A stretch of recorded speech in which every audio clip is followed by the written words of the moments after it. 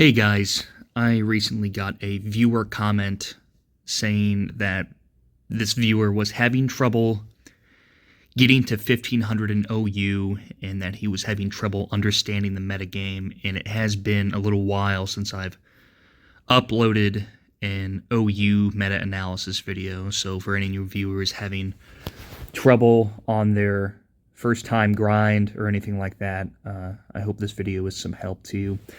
I'd recommend going back and watching my earlier OU meta videos, but one thing I didn't really touch on as much as I wish I had was the phases of the game, and generally how most of the games go, and what you should be planning for when you're entering every OU match, and that'll give you the safest expectation to proceed forward. So, every OU game generally has the same early, mid, and end game. Generally, like statistically higher percentage of the time, it's going to go the way I'm about to describe. So every OU team, you should plan for some variation of this right here. You should plan for some variation of this, because this is simply the best. There's no other way to put it. These are the top 6 Pokemon on the viability ranking, and they are just undeniably some of the strongest Pokemon that are allowed in the tier. So you need to be planning around some variation of this, and maybe even using some variation of this. So you're always going to have, I shouldn't say you're always going to, but it's the safest strategy to plan around this, because this is, how the high tier players do it. And I would say 70% of the OU game is just having the strongest team, period. There are probably a lot of players that are gaslighting themselves and be like, oh God, I'm terrible, I suck. But it's like, well, do you really? Or have you not been playing long enough to just kind of see through it all and realize that the players who are winning have a build that is just working better than yours is, because objectively speaking, that may be what's happening. And oftentimes it is, whoever's using the best equipment will win. I mean, I use crappy Pokemon every day, and there have been times where I've outplayed my opponent, but since they have better Pokemon, period, they can get bailed out 5-6 times and still come back and win, just because their team is just so much better than what I got. So, don't beat yourself up too hard. I remember my first grind, trying to get good at Gen 1. It was hard, man. I got bullied in the high ranks. I felt like I was stupid and I couldn't figure it out. And I just kept playing, and eventually I did figure it all out. And I felt bad about beating myself up, because it's like, oh, well, clearly, there's this list here, and people are just building these strong teams with experience. They just kind of know what works. And then I'd say the other 30% is just, knowing the little idiosyncrasies and mind games and things you can do once you already are battling with the best teams available. So, and that's pretty much the secret to the meta, and that's why I don't really play the meta anymore, because frankly, after like 4 or 5 accounts of getting to 1500, it just gets freaking boring. It gets boring, and some people are addicted to winning, and they just want to play the meta forever. That's not me, but if you want to, just get your feet on the ground and, start, getting some wins and getting really familiar with the meta, then this is how you need to start playing. So you're always going to see these big 3, Snorlax, Tauros, and Chansey. Always plan for that. And you're going to see some variation of these 3, because they're the next best 3. Definitely always plan for Executor being on the team, because Executor is just more dangerous than these 2. Because Executor has Sleep Powder and Explosion, so he has a potential for 2 free kills right away. 2 free kills. He can make you do a little dance. He can make you dance. He can make you dance on your toes and think, oh God, I need to trick him into exploding onto my sleeper or something like that. So always plan for Executor, and Executor just has the least vulnerability type-wise out of everything on here.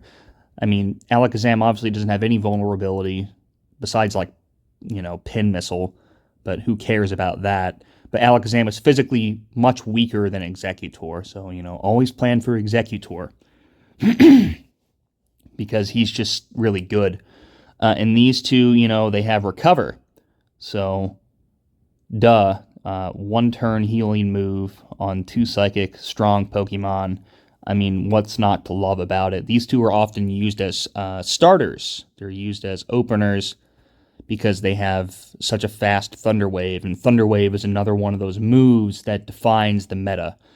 So the more Thunder Wave options you have, the better, because part of the early game is spreading status. You want to spread, you want to hit your sleep, and you want to spread some paralysis the best you can, and then when you're done spreading paralysis, I'll get into what goes on next.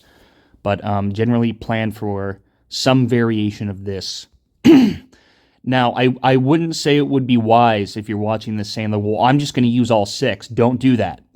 Because, I've tried that in the past, and you're really physically lacking here. You're lacking something, so, you're going to get into a psychic stall war at some point, and if your opponent has something that can bust through you when you're weak enough, then you're going to lose.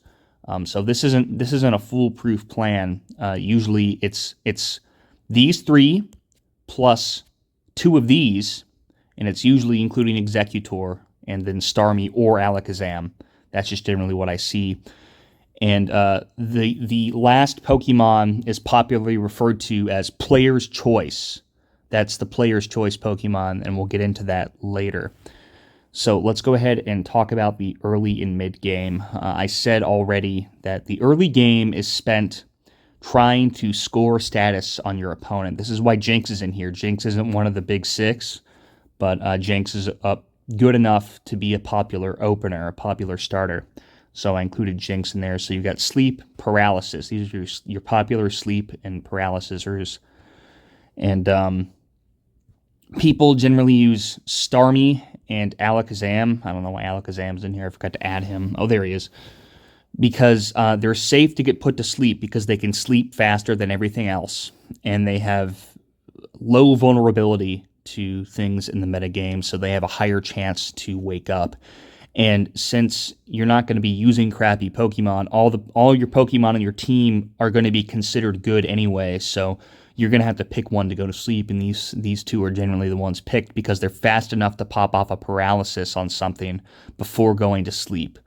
And generally, they can be a big problem for the sleepers in the meta because they are faster, and maybe that sleeper gets paralyzed, so you get, Seismic Toss or Psychic Drops for Jinx or Chansey on Alakazam. You can Seismic Toss the Jinx, you can Psychic Drop the Chansey and cause problems. For Starmie, you can Blizzard the Executor and maybe get a crit Blizzard, or you can freeze a Starmie if you're playing conservatively and you're not firing off Thunder Waves at the start and you're predicting it. So they give you options, and that's why these 2 are the most popular starters. Executor, also very popular early game for reasons I've already discussed. Chansey, Sing on Chansey is very common. And Chansey is obviously notorious status spreader. Jinx, I already talked about her. All right, so these are your typical early games here, and then you're going to get into mid-game here, and your opponent is going to do one of two things. They're going to set up their Snorlax. They're going to throw out their Snorlax because once the early game phase is passed and they've spread the statuses that they wanted to spread, they're going to get something that's pretty invulnerable to what you have left. Generally, you're going to be assuming that Executor is dead at this point because you don't want to endanger these 2 too much. So you're going to get your physical out, right? So it's either going to be Snorlax or Tauros. Now, Tauros, smart players will use Tauros mid-game under certain circumstances to put you under immense pressure because there is no good switching for Tauros.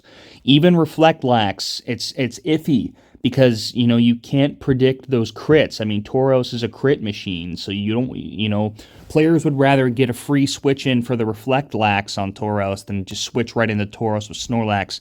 And you can cope and say Cloyster all you want, but, that's a big reason I run Thunderbolt on my Tauros, is just to shut down Cloyster cheesers, thinking they can get away with hard switching Cloyster into a Tauros. You can't disrespect Tauros like that. Tauros is the switch punisher for a reason.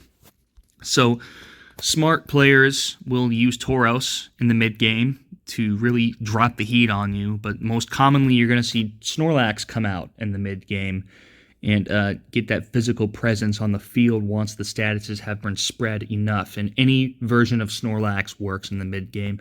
Reflect Lax, Attack Lax, Body Slam, Earthquake, Hyper Beam, Self-Destruct, Full Out Attack Lax, and Amnesia Lax, too. They're going to want to set that Snorlax up to do maximum damage in the mid game and really make you weak for the end game, right? Okay, so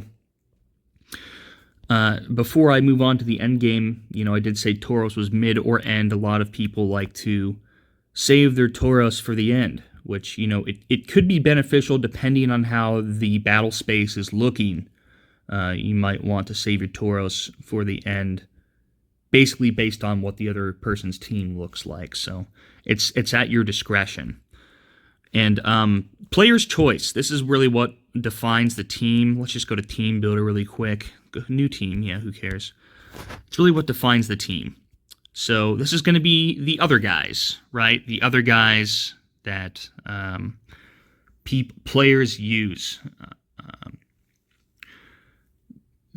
Good players will use them in the end game because there's a reason why the other guys aren't at the top of the viability ranking, and that's because they are vulnerable. They are too vulnerable to the big players to be used very soon. I mean, you might see something like Gengar be used quick because he has the fastest sleep move, but generally, this is the player's choice section of the game, the end game. They're saving their special Pokemon, whatever theme their team has, to bring that out and, finish the game with it.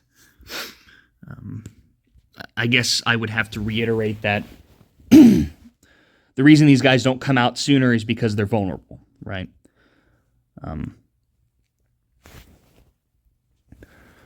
Some of your most common player's choice Pokemon, if I had to put them in order, I would say Slowbro, Rhydon, Zapdos, Cloyster, Jolteon, and sometimes Gengar. Gengar can be good to wall one version of Snorlax, right?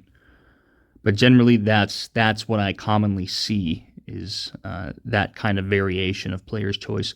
But for your own sake, be expecting Slowbro, because I think Slowbro is objectively the best, just because he's extremely hard to kill. He has Thunder Wave, and he has Amnesia. So, Slowbro's really strong. 13 minutes. I'd say that's good enough for a crash course. So generally, try to plan around that kind of team structure, and expect at least one of these guys for the end game, for that player's choice Pokemon. And if you plan around that and even kind of play in the way that I described with some degree of efficiency, then you're going to get pretty high in the rankings on power alone, generally.